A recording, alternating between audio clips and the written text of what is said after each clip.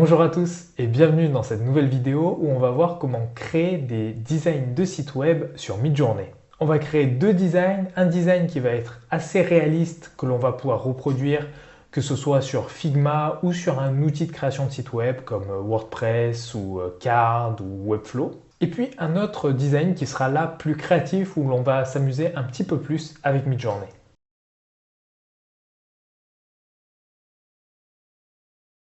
La première question que je me suis posée pour construire mon prompt, c'est quelle version de Midjourney je vais utiliser. Aujourd'hui, par défaut, on est en version 5.1 et du coup, je me suis demandé si j'allais partir plutôt en 5.1 classique ou en 5.1 style RAW.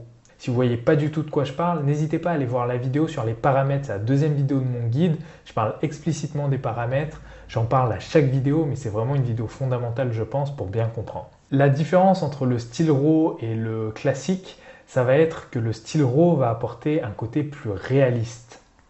Ça marche sur les photos et ça marche aussi sur les designs de sites web, sur les interfaces. Je vous ai mis ici quelques exemples pour comparer. Personnellement, je trouve que la version 5.1 style RAW pour faire un site qui soit exploitable, pour faire une maquette qui soit exploitable, c'est vraiment la version que je choisirais. Et maintenant, un deuxième petit conseil que je peux vous donner, c'est de configurer la taille, le ratio de l'image. Et pour cela, je vous invite à utiliser un ratio en vertical. Ça va vous permettre d'avoir un peu plus de détails, ça va vous permettre d'avoir une page qui va être un petit peu plus complète et d'avoir une structure plus globale de votre page. Deuxième étape, j'ai rajouté le mot beautiful et c'est tout bête, mais quand vous rajoutez beautiful, que ce soit pour une photographie, pour un portrait, pour une illustration, souvent, il va améliorer l'esthétique globale de la photo avec ce que, en moyenne, les gens préfèrent. Ensuite, ce que vous allez pouvoir faire, c'est choisir le type de page que vous souhaitez. Là, à la base, j'étais parti sur une landing page, mais vous pouvez très bien mettre une shop page ou une about page pour avoir les pages à propos ou les pages d'achat, d'e-commerce ou même des pages de blog. Donc n'hésitez pas à faire varier ce mot en fonction de ce que vous voulez. Quelques autres mots-clés qui marchent hyper bien lorsque vous souhaitez faire des designs, que ce soit des designs de site web ou des designs d'interface, ça va être les mots-clés UX/UI. Ces mots-clés vont vous donner quelque chose de plus arrondi, de plus épuré, un look qui va être un petit peu plus graphique. Et enfin, ce que vous allez pouvoir faire, c'est rajouter des styles. On a vu dans la vidéo précédente qu'on pouvait rajouter toutes sortes de styles en fonction des peintures, des illustrations, des photos que l'on souhaitait. Mais quand vous faites un site web, et en l'occurrence un site web sur la décoration d'intérieur, n'hésitez pas à ajouter des styles qui vont être en lien avec ce que vous aimez. Ici, j'ai par exemple testé un style un petit peu scandinave, ensuite j'ai testé un style un petit peu plus industriel, et puis je suis parti par la suite sur un style un peu japondi, qui mixe un petit peu des textures qui vont être à la fois brutes, très brutes d'une part, et de l'autre, qui vont être un petit peu plus molles, un petit peu plus décoratives, un petit peu plus douces. Voilà, bon bref, je ne suis pas un expert en décoration d'intérieur, donc ne me prenez pas au mot, n'hésitez pas à aller sur Pinterest pour trouver ce qu'il vous faut. Dernière partie de mon prompt pour construire mon design de site web, je vais utiliser une image de référence. En l'occurrence, ici, j'ai trouvé une image de référence sur Dribbble. Dribbble, c'est un super site où il y a plein de designers qui postent leurs travaux. Et donc, dans la barre de recherche, n'hésitez pas à taper ce qui vous intéresse et aller dans l'onglet Web Design pour trouver des designs qui peuvent vous plaire et qui vont influencer la composition des designs dans Midjourney. Donc là, j'ai simplement fait un image prompt où j'ai récupéré l'URL et j'ai copié-collé ce qu'on avait fait avant. Et voilà le résultat.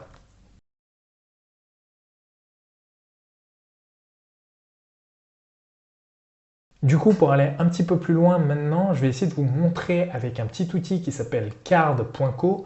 C'est un outil no-code que j'aime beaucoup parce que d'une part, il est très simple à prendre en main et puis deuxièmement, il est vraiment pas cher.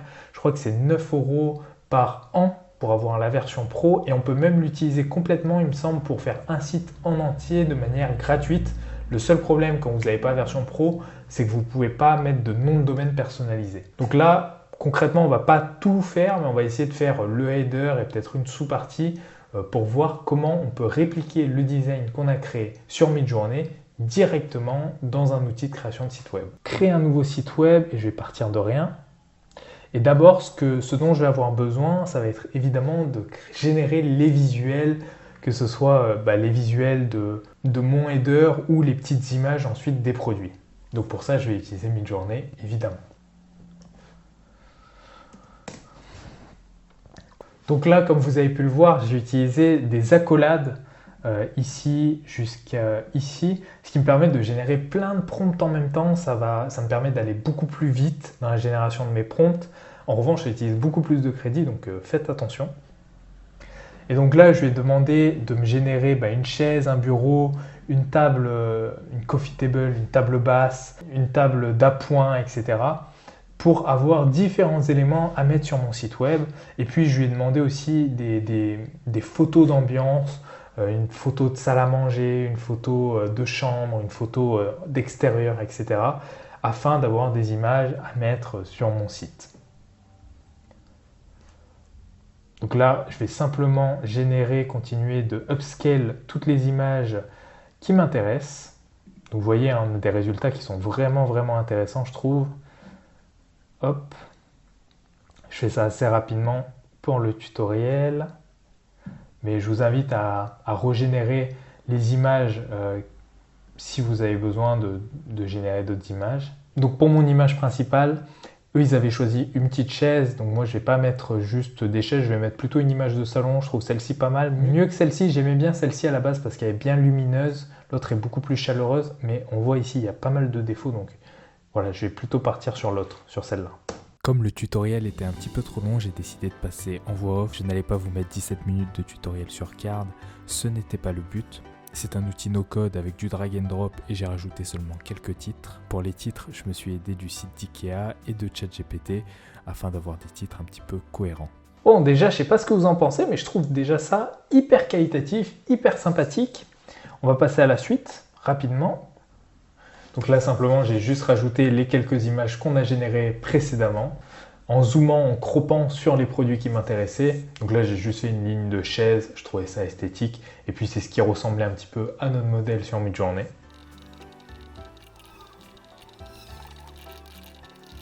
Et voilà, donc là, j'ai simplement rajouté des prix et des petits noms. On va voir ce que ça donne. Le site est en ligne. Et voilà, notre petit site web. Inspiration Midjourney. Donc là, j'ai reproduit l'image que j'ai faite ici. Et franchement, en quelques minutes, en exactement 17 minutes, j'ai réalisé ça. Donc je trouve que c'est plutôt pas mal. Je sais pas ce que vous en pensez, dites-le moi en commentaire. Je vous mettrai le lien dans la description pour que vous puissiez aller voir de vous-même. Mais personnellement, je trouve que ça rend plutôt bien. Et l'esthétique globale, que ce soit le design que nous a proposé Midjourney comme maquette, ou que ce soit les images qu'on a fabriquées avec Midjourney pour notre site web, même si ce n'est pas une qualité 4K, une super bonne résolution parce que je ne les ai pas upscale, même s'il existe des outils pour. Mais je trouve que concrètement, c'est plutôt pas mal quand même.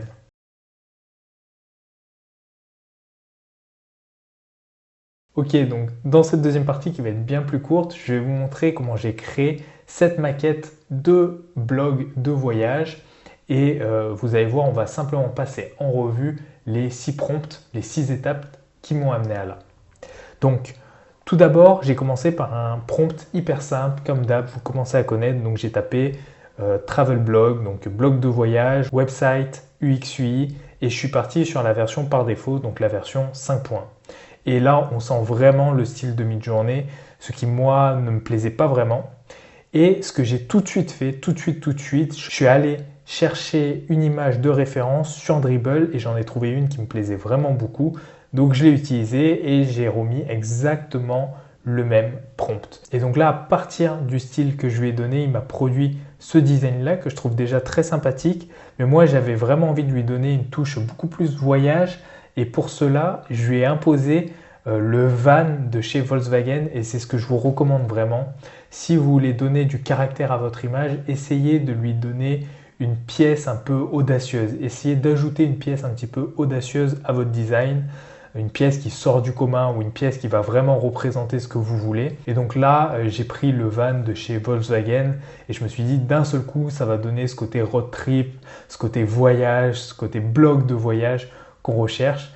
Et déjà, je trouvais que ce design-là en 5.1, avec simplement le Volkswagen Combi et puis les mots-clés Beautiful Landing Page. Cette fois-ci, j'ai changé de Travel Blog en Landing Page pour avoir un truc plus créatif. Et je trouvais déjà ce design plutôt réussi. Mais vous allez voir, on va continuer. Ensuite, je me suis dit, je vais essayer de reprendre exactement le même prompt et tester le style RAW qui, honnêtement, je trouvais moins intéressant, plus réaliste peut-être parce qu'on a le menu, on a le CTA, etc., l'appel à l'action, mais peut-être un petit peu moins réaliste. Et donc, du coup, j'ai fait quelque chose que j'aime bien faire quand je veux des choses plus créatives, au contraire, moins réalistes, mais plus créatives. C'est revenir sur des versions précédentes et notamment pour les designs de sites web, revenir sur la version 4. Et très honnêtement, la version 4, alors en effet, c'est peut-être pas la meilleure version quand on veut quelque chose de réaliste avec des sous-parties bien précises pour faire ce qu'on a fait précédemment dans la première partie de la vidéo, mais on a vraiment quelque chose de très coloré et de très agréable, je trouve, visuellement. Et donc là, j'ai généré 2 images en version 4, donc tout d'abord en version 4 classique, et puis là j'ai rajouté un petit mot-clé render 8K pour avoir, généralement ça apporte plus de détails, l'image est pas de meilleure résolution, mais oui un petit peu plus de détails, et je trouve que ça marche assez bien. Et j'en ai généré plein par la suite en utilisant exactement le même prompt, en répétant ce prompt là. Je vous mets simplement les images pour que vous les ayez. Et franchement, moi je les trouve assez agréables et en plus ça reprend bien mon image de référence, donc je suis super satisfait. Voilà pour cette vidéo, j'espère qu'elle vous aura aidé, j'espère qu'elle vous sera utile ou qu'elle vous a été utile. N'hésitez pas à me dire en commentaire si vous voulez que je creuse quelque chose, si vous avez des questions et si vous avez des idées de sujets pour les prochaines vidéos de ce guide. Je pense faire prochainement un épisode orienté sur les portraits et commencer à faire des vidéos sur la photo, sur la vidéo pour changer un petit peu de mi-journée. C'est vrai qu'en ce moment, tout le monde parle d'IA, donc je creuse vraiment l'outil et je trouve ça hyper agréable. Mais j'aimerais aussi faire des vidéos un petit peu plus orientées photo. Donc voilà, n'hésitez pas à me dire en commentaire ce que vous voulez. N'hésitez pas à vous abonner à la chaîne si le contenu vous plaît et que vous ne voulez pas louper les prochaines. Ça me fera plaisir, ça m'encouragera à continuer.